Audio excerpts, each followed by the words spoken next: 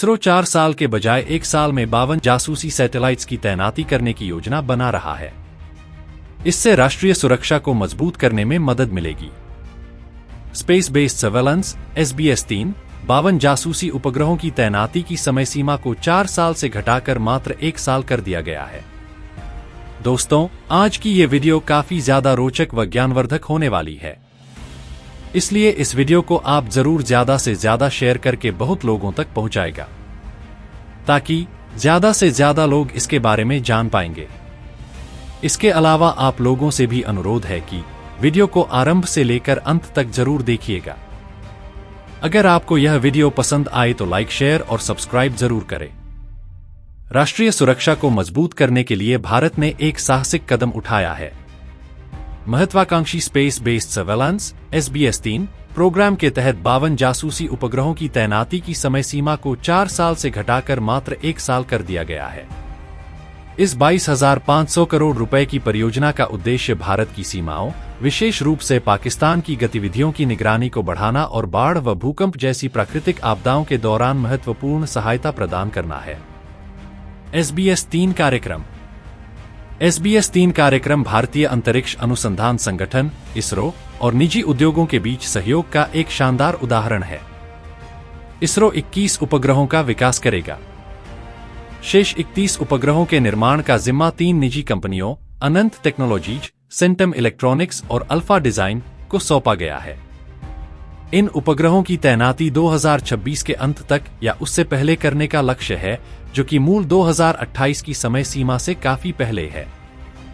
यह तेजी हाल ही में पहलगाम नरसंहार के जवाब में शुरू किए गए ऑपरेशन सिंदूर के बाद बड़ी क्षेत्रीय तनाव के मद्देनजर आई है।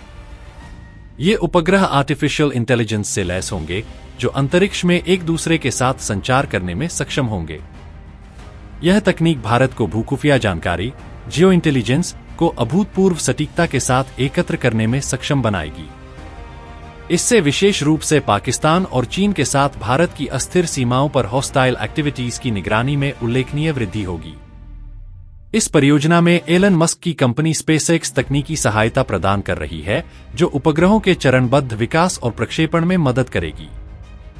हालांकि यह परियोजना भारत की निगरानी क्षमताओं को नई ऊंचाइयों पर ले जाएगी, लेकिन short timelines, viability and quality को लेकर सवाल उठाती है।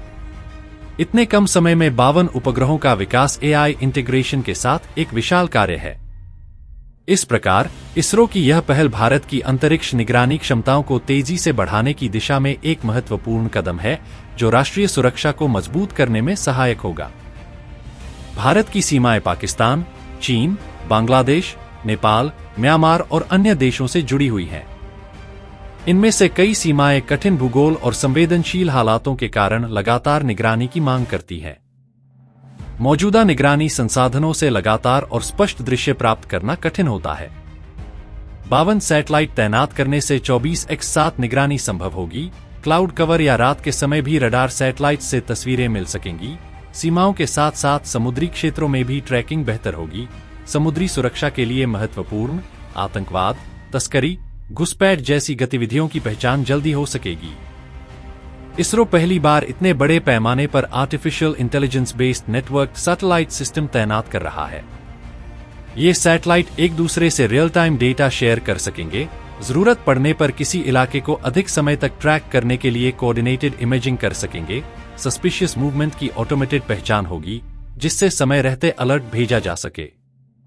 इसरो और निजी कंपनियां Ananth technologies, Centum electronics, Alpha design मिलकर उपग्रहों का निर्माण करेंगी। छोटे उपग्रह मिनी माइक्रो सैटेलाइट्स बनाए जा रहे हैं, जिन्हें इसरो के SSLV small satellite launch vehicle के जरिए जल्दी लॉन्च किया जा सकता है। स्पेसएक्स जैसी विदेशी एजेंसियां भी टेक्निकल सलाह दे रही हैं। भविष्य में होने वाली सर्जिकल स्ट्राइक, एयर स्ट्राइक जैसे ऑपरेशनों के लिए बेहतर टारगेटिंग और निगरानी संभव होगी। लैक, चीन बॉर्डर और LOC, पाक बॉर्डर जैसे संवेदनशील इलाकों में तैनात सेना को तुरंत खुफिया डेटा मिलेगा। ड्रोन और हाइपरसोनिक मिसाइल्स की गतिविधि भी अंतरिक्ष से ट्रैक हो सकेगी। लेकिन इतनी तेजी से उत्पादन और लॉन्च करने में मानव संसाधन और परीक्षण प्रक्रिया पर दबाव पड़ सकता है। अगर सैटेलाइट्स की गुणवत्ता में समझौता हुआ तो डेटा की विश्वसनीयता पर असर पड़ेगा। इस परियोजना से जुड़ी जानकारी लीक होने का भी साइबर स्पेस में खतरा बना रहता है।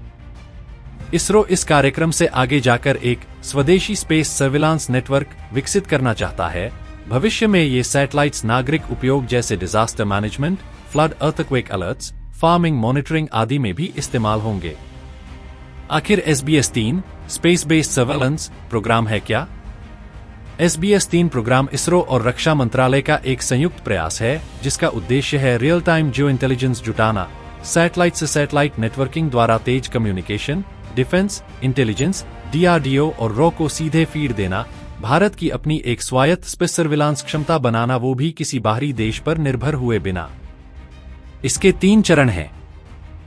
SBS-1 प्रारंभिक निगरानी उपग्रह जैसे Cartosat 2C, रिसत 2B, SBS-2 high resolution imaging plus सीमित AI, SBS-3 तेज, सक्षम, नेटवर्क केंद्रित निगरानी प्रणाली।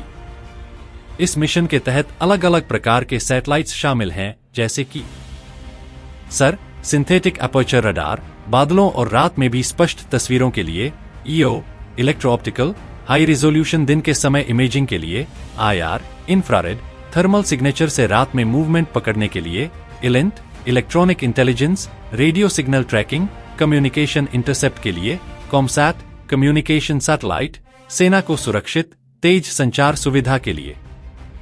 अब एक बड़ा बदलाव यह हो रहा है कि इसरो, जो पहले वैज्ञानिक और नागरिक मिशनों तक सीमित थी, अब सीधे रॉ, NTRO National Technical Research Organisation, DRDO और सेना की तीनों शाखाओं को डेटा फीड करेगी।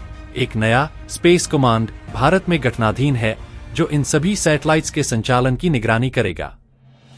भारत इस मिशन के जरिए पहली बार स्पेस इंटेलिजेंस क्लब में अमेरिका, रूस, चीन जैसे देशों की बराबरी करने की कोशिश कर रहा है।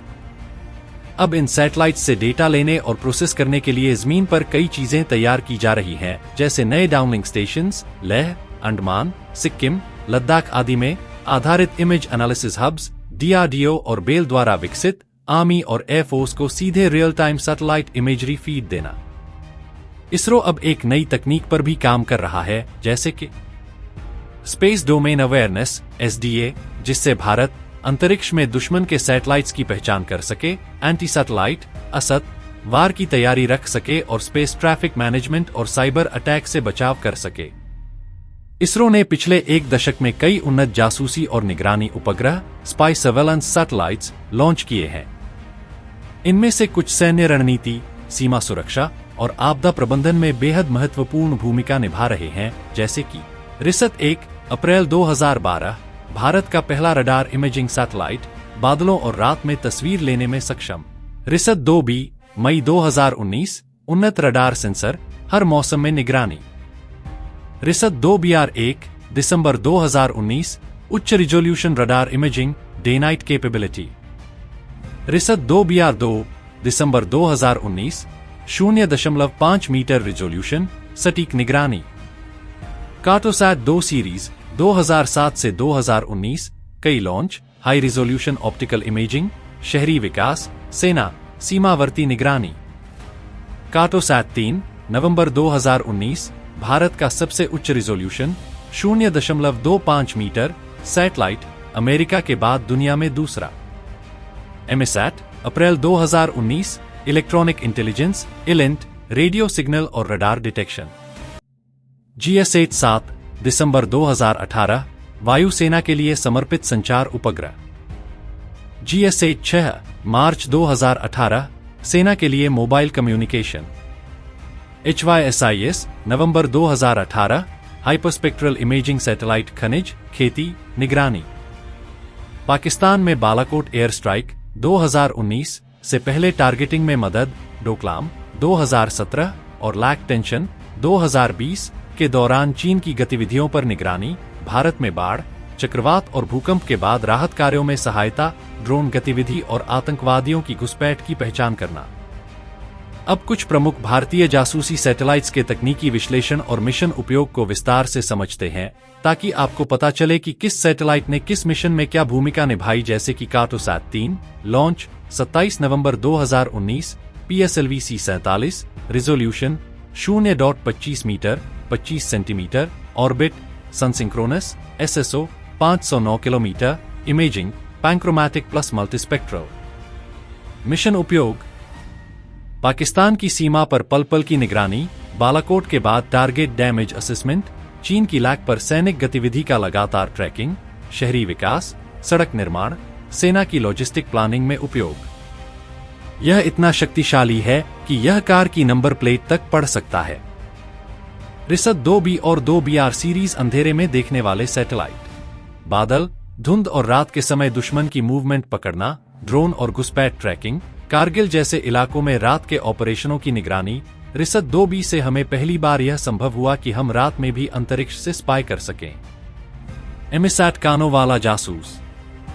लॉन्च 1 अप्रैल 2019, PSLV C-45, प्रकार इलेंट, इलेक्ट्रॉनिक इंटेलिजेंस सैटेलाइट, उद्देश्य इलेक्ट्रॉनिक सिग्नल और रडार वेव पकड़ना।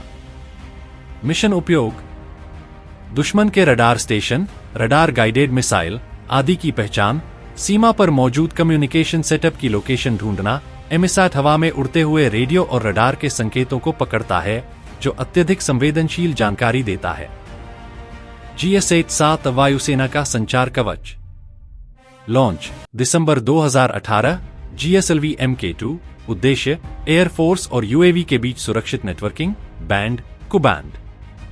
मिशन उपयोग: ड्रोन ऑपरेशन को रियल टाइम कम्युनिकेशन देना, एयर कमांड और ग्राउंड फोर्स के बीच डेटा शेयर करना, दुर्गम इलाकों में एयर स्ट्राइक प्लानिंग में सहायता। GS-7 को अक्सर फोर्स मल्टीप्लायर कहा जाता है, यानी यह सेना की क्षमता को कई गुना बढ़ा देता है। कार्टोसैट 2 सीरीज निगरानी के विशेषज्ञ।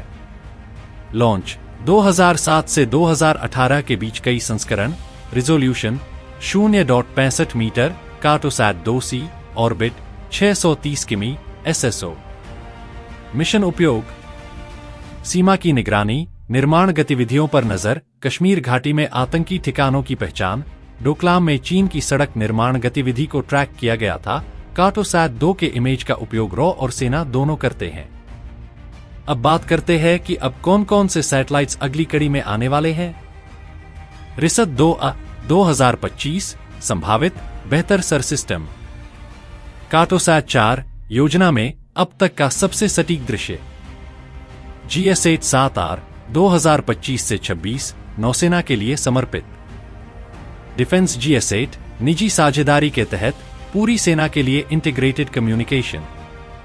तो दोस्तों, फिर मिलते हैं अगले वीडियो में कुछ और रोचक तथ्यों के साथ। अगर आपको वीडियो पसंद आया हो तो लाइक, शेयर और सब्सक्राइब जरूर करें, और अगर आप किसी खास टॉपिक पर वीडियो चाहते हैं तो नीचे कमेंट बॉक्स में अपना टॉपिक जरूर बताएं।